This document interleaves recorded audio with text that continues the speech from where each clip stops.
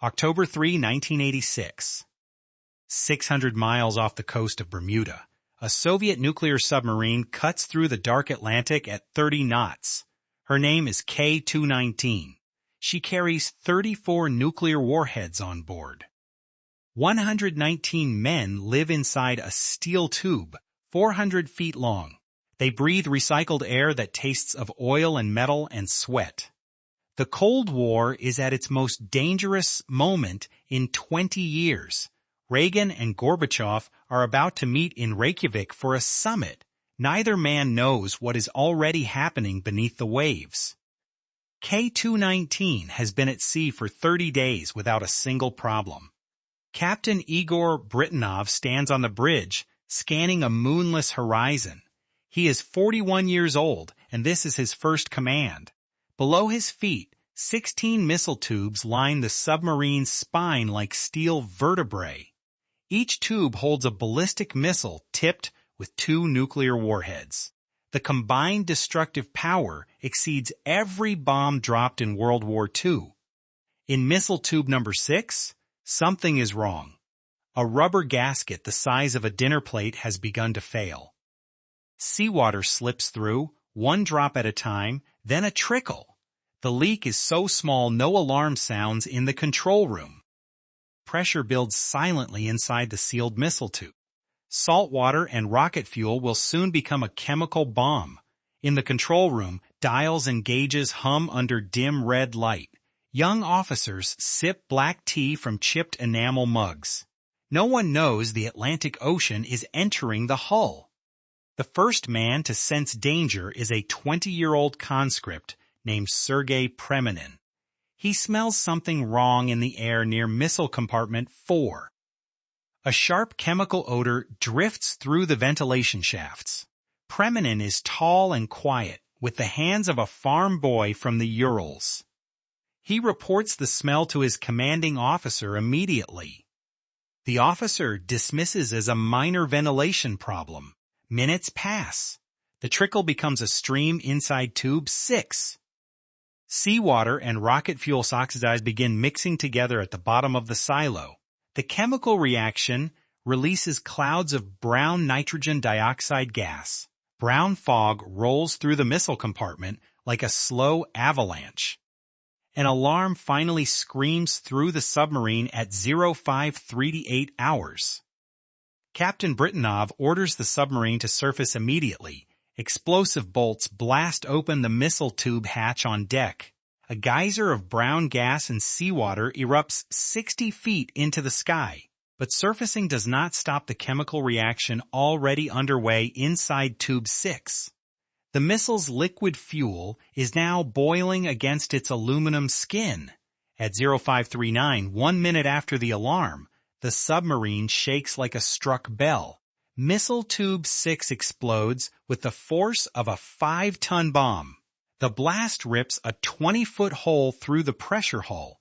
3 sailors standing near the tube die instantly in the fireball.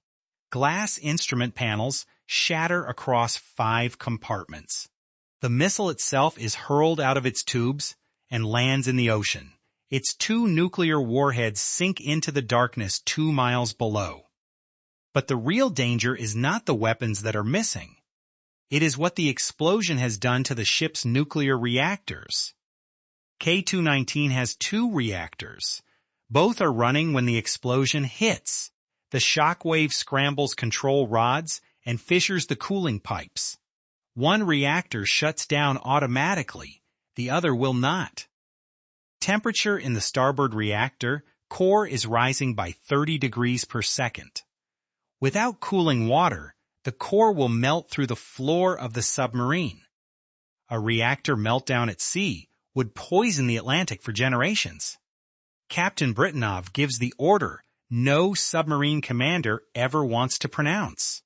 The reactor must be shut down manually from inside the containment compartment. The manual control rods are located behind a sealed steel hatch.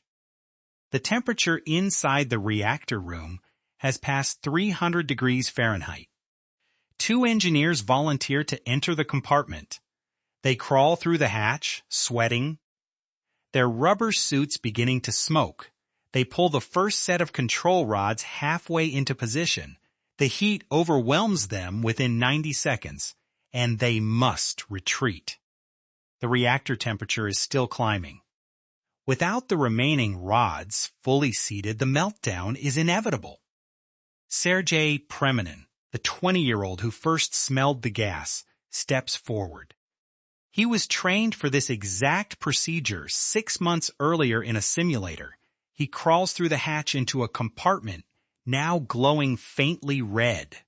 The soles of his boots melt onto the steel deck plates. He grabs the control rod mechanism with bare hands already blistering. One rod goes in, then another, then the third. He pulls the fourth rod down with the last strength in his arms. The reactor temperature stops climbing and begins to fall. Preminin has saved the submarine and possibly the entire Atlantic Ocean. He turns toward the hatch to crawl back to his crewmates. The pressure differential has sealed the door, shut against its frame. The heat inside the compartment has warped the steel. Preminin pounds on the hatch. His crewmates try to open it from the other side. The door will not move, not by an inch. The temperature inside the compartment begins climbing again, despite the shut rods. Preminin would die within minutes from the heat and the toxic fumes. He spent his final moments alone in the dark, knowing he had succeeded. On the surface, the Soviet Navy scrambles every available vessel. A freighter named Krasnogvardeysk races toward K-219's position. The submarine is burning and listing and slowly taking on water. 35 crew members have already been evacuated to rescue ships. Captain Bretinov and a skeleton crew of 30 remain on board. They are pumping water, fighting fires, trying to keep their ship afloat.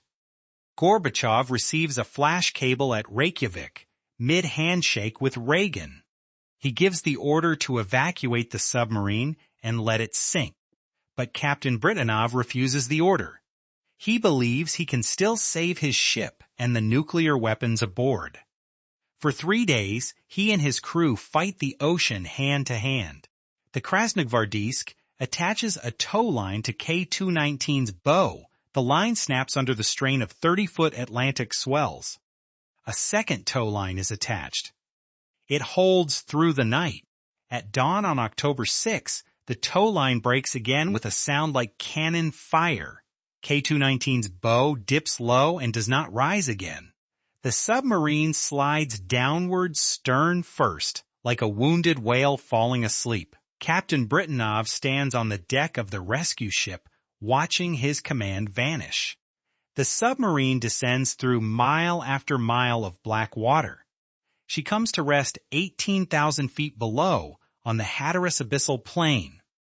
The impact with the seafloor does not detonate the nuclear warheads. 32 nuclear weapons now sit on the bottom of the Atlantic Ocean. They are still there, 3 miles down, in their sealed missile tubes. The Soviet Union announces the loss of K-219 2 days later. They blame a collision with an American submarine, but there was no collision. There was a gasket that cost less than 20 rubles. Captain Bretinov was never given another command. The Navy blamed him for the loss of one of their most powerful assets. Sergei Preminin was posthumously awarded the Order of the Red Star. His mother received the medal in a small ceremony in a village north of Moscow. She wore a black scarf and did not cry in front of the cameras. But that's not the end of the story. Something happened 27 years later. In 2013, Russian researchers sent a deep-sea submersible to K-219's final resting place. The lights of the submersible cut through absolute darkness 18,000 feet down. What they found was not a scattered wreck, but a complete submarine standing upright. K-219 had landed vertically on the seafloor like a planted sword. The hull was covered in a layer of pale sediment like a burial shroud. The missile tube hatches were still sealed tight. The ghost of a machine built for annihilation had become part of the seafloor itself. Small deep-sea creatures had colonized the rusting steel. An octopus had made its home in what was once the captain's periscope housing. The researchers filmed in silence and then ascended back toward the light. K-219 remains there today, standing upright at the bottom of the world.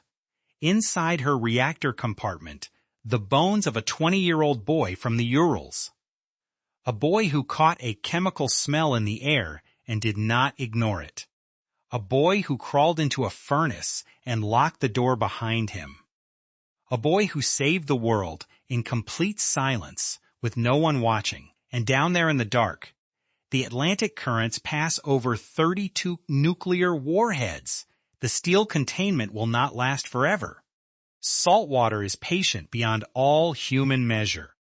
One day those warheads will release their plutonium into the deep ocean. No one knows when. No one knows what will happen when they do. K-219 was not the first nuclear submarine to sink, and it will not be the last. The ocean floor is a graveyard of forgotten nuclear weapons from a war that never came.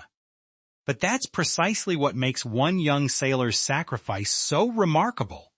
He saved the ocean itself, one control rod at a time. He never learned that his actions mattered. His mind stayed on the task. There is something in that, something worth holding on to. Courage is not the absence of fear. It is a sealed hatch against a glowing core. Courage is a 20-year-old with blistered hands doing the one thing he knows how to do, and then the darkness and the quiet and the water closing over everything.